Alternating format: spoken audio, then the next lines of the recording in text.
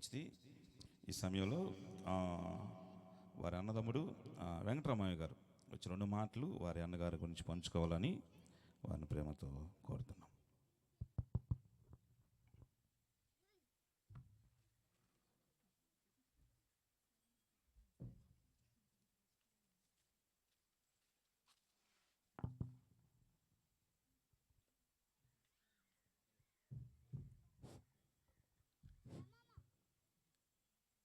మా అన్నయ్య చనిపోయి ఈ రోజుకి 15 సంవత్సరాలు. అది అందరికీ తెలిసిన విషయమే. ఇంకోటి ఏంటంటే అన్న ఏ విధంగా చనిపోయింది ఏందనేది తమ్ముడు అశోక్ చెప్పడం జరిగింది. ఇప్పుడు నేను చెప్పేది ఏంటంటే ఒకటే చెప్తున్నాను. నిజమైన తండ్రి మనం అంటే నేను ఆల్రెడీగా హిందూ మతం ఆదరిస్తాను, క్రిస్టియన్ అన్ని మతాలను ఆదరిస్తాను ఉంటాను. అంటే పక్కాగా ఒక మతం నేను చెప్పలేదు, కానీ మనం సృష్టించిన దేవుడు, మన సృష్టికర్త ఈజ్ మీన్ ఇప్పుడు యేసు ప్రభు అని మనం చెప్పడం జరుగుతుంది కదా. అయితే భూమి మీద నైతికంగా బాలయ్య అనే అన్న లేకపోయినా ఆయన సృష్టించినటువంటి బిడ్డలు మా పిల్లకాయలని ఆ దేవుడు అన్ని విధాలుగా సక్రంగా చూస్తూ, అంటే ఒకవేళ మా అన్న ఫస్ట్లో క్రిస్మస్కి మన మామూలు మందిరానికి పోవడం జరిగింది. తర్వాత మా వదిన లేటుగా పోవడం జరిగింది. అయితే ఒకవేళ వీళ్ళు ఈ మతంలో లేకుండా ఉంటే ఈ కుటుంబం ఏమై ఉండేదా అనేది చాలాసార్లు నేను అవగాహన చేసుకుంటూ ఉండే. అంటే మా అన్నయ్య చనిపోయినప్పుడు అన్నదమ్ముల ఆధారణ కన్నా మీ కుటుంబం అంటే మీది ఒక సొసైటీ. ఈ ఈ క్రిస్టియానిటీ అనేది ఒక సొసైటీ. ఒక మనిషికి ఏదైనా ఆపద వచ్చినా నలుగురు వచ్చి పలకరించడం, మీకు ఎందుకమ్మా మేము ఉన్నాము, వాళ్ళ గురించి ప్రార్థన చేయటం, అది చాలా మంచి హ్యాబిట్ అనమాట. ఏంటంటే ఇప్పుడు ఏదైనా జరిగినా కూడా పక్కింటోడు పలకరిన రోజుల్లో మేము ఉన్నాము సంఘం, నీకేం కాదు అన్న విధంగా ఆ దేవుడు కృప అయితే ఆయన కృప వల్లే మా వదిన పిల్లకాయలను కూడా అంత ధైర్యంగా చదివించగలిగింది. ఇంకోటి ఏంటంటే ఒకవేళ ఆ దేవుడు సన్నిధిలో లేకపోతే హిందూ సమాజంగా ఉంటే ఏ సినిమాలో షికారులకు ఏ కాలేజీలు ఎట్టుండేది మనకు అంత తెలిసిన విషయమే. ఎట్లా ఎటుపోయేవాళ్ళు అనేది మనకు తెలిసిన విషయం అనమాట. మనం అనేది ఏంటంటే ఫైనల్గా ఒకవేళ అన్న కానీ ఇట్లా భక్తి కానీ మా వదిన కానీ మా పిల్లకాయలు కానీ ఈ భక్తిలో లేకపోతే పిల్లకాయలు ఏ విధంగా ఉండేవాళ్ళు అనేది ఒక ఆలోచన ఉండేది అనమాట. ఇంకోటి ఏంటంటే ఏదేమైనా సృష్టికర్త దేవుడు ఇప్పుడు సొసైటీలో బాలయ్య అనే వ్యక్తి లేకపోయినా ఆయన పుట్టినటువంటి వ్యక్తి తండ్రి యేసుప్రభు అని చెప్తున్నారు కదా మీరు. నేను చెప్పేది నేను చెప్తున్నాను, యేసుక్రీస్తే కదా వాడు కాలు చేయాలన్నా గుడ్డి చేయాలన్నా ఏం చేయాలన్నా కూడా ఆ సృష్టికి అసలు పెద్ద తండ్రి పైనుండి మనం చూస్తున్నాడు అనేది నా వాదన. ఆయన సన్నిధిలో మీరు ఉన్నారు కాబట్టి మొత్తం మీద దేవుడు నమ్ముకున్నందువల్ల మన కుటుంబం కానీ అంతా బాగానే ఉంది. అంటే మనకి సొసైటీలో ఆధార్ కార్డుల పేర్ల వరకు మన భూమి మీద ఉన్న తండ్రుల పేర్లు, నిజమైన తండ్రి యేసుక్రీస్తు అని నేను నమ్ముతున్నాను. ఇలాంటి రోజు వస్తుందని నేను చెప్పడంలో నాకు చాలా బాధగా ఉంది. ఇలాంటి మనని గురించి చెప్పాల్సింది ఇంత ముందుగా ఇంత తొందరగా ఆయన గురించి చెప్పాల్సిన రోజు వస్తుందని అనుకోవటంలో నేను చాలా బాధపడతాను. థ్యాంక్ యూ తమ్ముడు. ఓకే, మావయ్య గారు చాలా చక్కని మాటలు చెప్పారు. Love is base of Christianity. ప్రేమ అనేది క్రైస్తవ యొక్క ఆధారం. దేవుడే చెప్పాడు ఒకరినొకరు ప్రేమించమని, నిన్ను వలే నీ పొరుగు వారిని ప్రేమించమని చెప్పాడు. కనుక ఆదరించేది కాదు, ఆదుకునేది కూడా దేవాతి దేవుడు, నిజరక్షకుడు యేసుక్రీస్తు వారు. చక్కని మాటలు. చివరికి వచ్చేసరికి ఫస్ట్ మావయ్య గారు అది ఇది అన్నాడు, కానీ చివరికి వచ్చేసరికి యేసయ్యను నమ్ముకుంటానన్నాడు. మంచిది మావయ్య గారు, మే గాడ్ వేసి దేవుడు మిమ్మల్ని దీవించును గాక. అలాగే సోదరు ఎలీషా బాబు వారు కూడా 2 మాటలు వారి అన్నగారి గురించి చెప్తారు. ఎలీషా.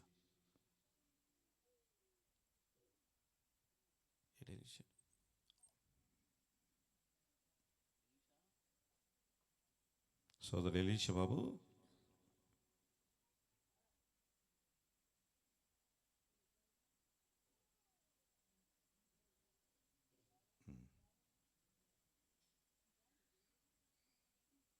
ఎలీషా వచ్చేలోపుగా కల్పన కూడా క్లుప్త సాక్ష్యాన్ని మనతో పంచుకుంటారు.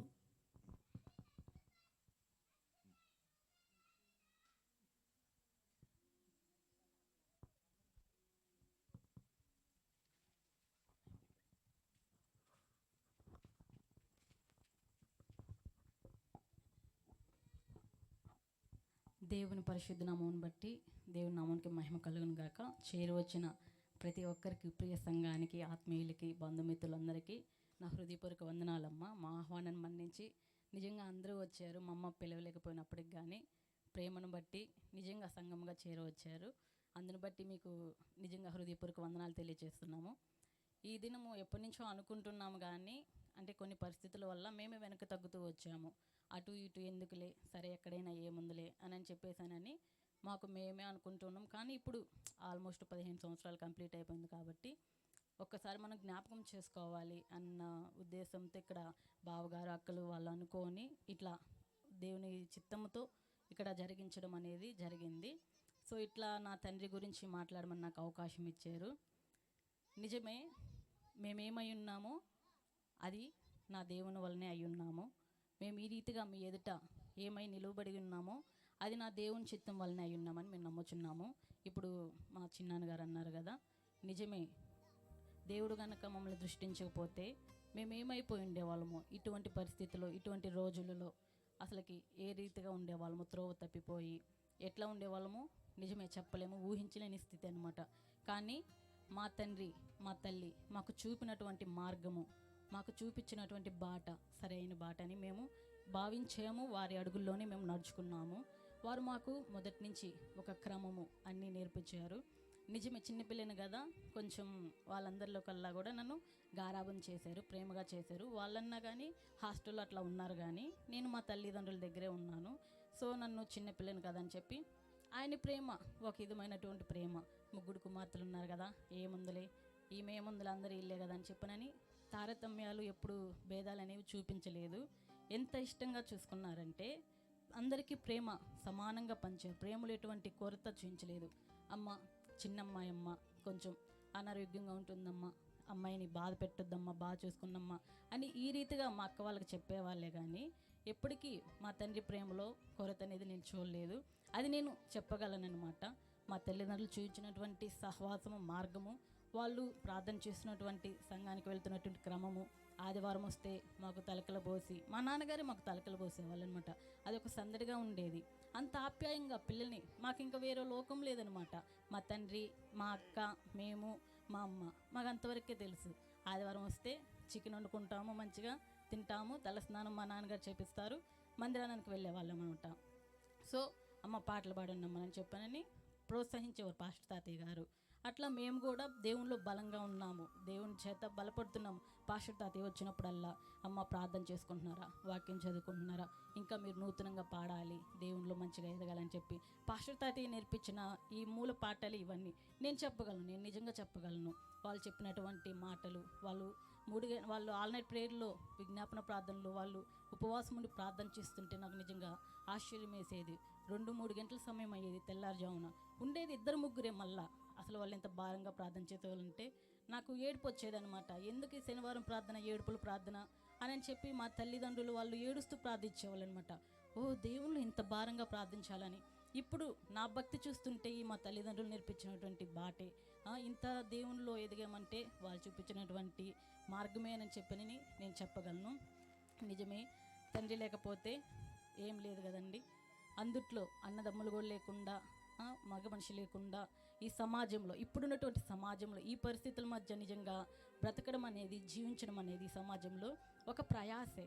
కానీ తండ్రి విడిచారు, కానీ ఆత్మీయ తండ్రి మమ్మల్ని ఎప్పుడు చేయి విడవలేదు. నిజమే, ఎన్నో ఆటుపోట్లు, ఎన్నో లోట్లు, ఎన్నో ఇబ్బందులు, ఎన్నో ఇరుకులు ఎన్నో చూసాము. కానీ అన్నిటిలోనూ దేవుని కార్యాలను మేము రుచి చూసాము. దాంట్లో మేము సంతోషాన్ని వెతుక్కున్నాము. నిజంగా చాలా అద్భుతమైనటువంటి కార్యాలు మేము చూసాము. అక్క వాళ్ళ వివాహ విషయాలైతే అవి మేమైతే చేయలేనివి, అవి మాకు అసాధ్యమైన పనులు అనమాట. కానీ ఎంత ఉన్నతంగా, ఎంత గొప్పగా తీర్చిదిద్దారంటే అసలు దేవుని కృపను బట్టి మేము ఇప్పుడు కూడా ఆశ్చర్యపడుతూ ఉంటాము. మన వల్ల అవుతుందమ్మా, ఇట్లా పిల్లల విషయాల్లో కానీ, పురుళ్ళ విషయాల్లో కానీ ఎన్నో ఎన్నో ఎన్నో ఎన్నో చూసాము. కానీ అన్ని విషయాలలో మాకు తండ్రి లేకపోయినప్పుడు కానీ మా ఆత్మీయ తండ్రి మాకు తోడుగా ఉండి మమ్మల్ని నడిపించాడనమాట. నిజమే, మంచిగా తండ్రి తర్వాత తండ్రి లాంటి వారు మంచి భావాలని నాకు అనుగ్రహించారు. ఎక్కడికి వెళ్ళినా అంటూ ఉంటారు, నాతో అంటూ ఉంటారు, నీకేమమ్మా మంచి బావలు ఇచ్చారు, మీకేమమ్మా మంచిగా చూసుకుంటారు. నన్ను చాలామంది అన్నారు కూడా. నేను అందుకే నేను చెప్తున్నాను అనమాట, నీకేమమ్మా మంచిగా ఉన్నారు అని చెప్పి నేను అన్నారనమాట. నిజమే, దేవుని చిత్తంలో ఉంటే దేవుడే మనల్ని ఎక్కడికి నడిపించాలో ఆయన చిత్త ప్రకారం మనల్ని నడిపించుకుంటారు. తల్లి లేదు కదా, తండ్రి లేదు కదా అని చెప్పనని బాధపడకూడదనమాట. ఎందుకంటే మన ఆత్మీయ తండ్రి, తండ్రుల కన్నా మించిన గొప్ప తండ్రి మన దేవుడు ఉన్నాడు. అది గ్రహిస్తే మనం కూడా అక్కడికి చేరవలసిన వారు. నేను సంతోషిస్తున్నాను, నా తండ్రి దేవుని యొద్ద సంతోషంగా ఉన్నారు, మమ్మల్ని చూస్తున్నారు, వాళ్ళు దర్శిస్తున్నారు. కానీ మనము కూడా ఏదో ఒక దినాన అక్కడికి చేరుతాం.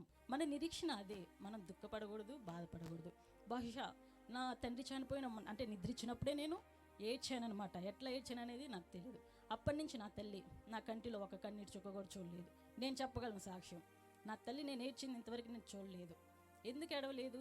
ఎందుకంటే నా గొప్ప తండ్రి నాకున్నాడు. మొన్న బ్లెస్ అక్క కొంచెం హెల్త్ విషయంలో అప్పుడు కావాలి కొంచెం ఏడ్చేసాను, ఏమైపోతుంది ఈ అమ్మాయిని అని చెప్పేసాను. ఎందుకంటే తండ్రి తర్వాత నాకు తండ్రులు అంటే మా అక్క వాళ్ళే, ఇంకా నాకెవరూ లేరు. నేను ఎవరికి చెప్పుకోను కూడా. మరి నాకు మొహమాటమో ఏమో నాకైతే తెలియదు. అదేమనుకుంటారు కొంతమంది అయితే గర్వం అని అనుకుంటారు, కానీ గర్వం కాదు, అది ఏదో మొహమాటం అంతే, అంతకుమించి ఇంకేం లేదు. సో కానీ నేను చెప్పగలను, దేవుడు మనకి తోడై ఉంటాడు అన్ని విషయాల్లో. నాకు నిరీక్షణ అదే. సో మనం బాధపడకూడదు. దేవుని చిత్తం ప్రకారం దేవునిలో వేచి చూస్తూ, దేవుని ఆశీర్వాదాల కోసం ఎతుక్కుంటూ, దేవా నీ చిత్తం మా ఇళ్ళ జరిగించు, నువ్వు అన్యాయస్తుడు కాదు నాన్న, మమ్మల్ని ఎంత మాత్రం ఇచ్చే దేవుడు కాదని నేను ఈ రీతిగా స్తుతిస్తానన్నమాట. సో ఈ రీతిగా నాకు నా తండ్రి గురించి చెప్పుకోవడానికి ఇట్లాంటి అవకాశం కల్పించినటువంటి దైవ సేవకులు సంఘ కాపరి గారికి ప్రత్యేకమైన వందనాలు తెలియజేస్తూ మరొక్కమారు మీ అందరికీ వందనాలు. మంచిది, చక్కని మేలుకరమైన మాటలు.